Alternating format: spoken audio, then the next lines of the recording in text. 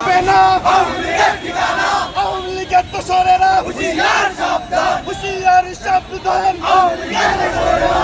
লীগের ঠিকানা লীগের ঠিকানা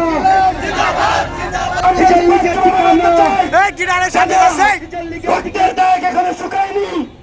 তাদের রক্তের উপর দিয়ে কোন দামি এমপি কিংবা কোন আওয়ামী লীগের দোসর শুধু তুলে ধরায় সারা বাংলাদেশের কোন জায়গাতে কোন অঞ্চলে এমপি প্রার্থী সহ কোন কার্যক্রমে অংশগ্রহণ করতে পারবেন না।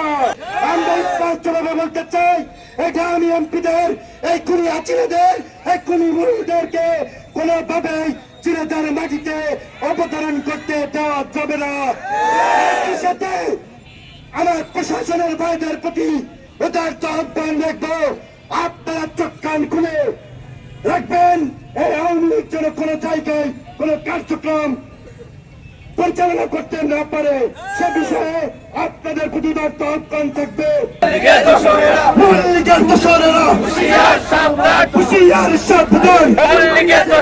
প্রাইভেট স্কুলে পড়ানো, প্রাইভেট হাসপাতালে পড়ানো কয়জন মানুষের পক্ষে সম্ভব?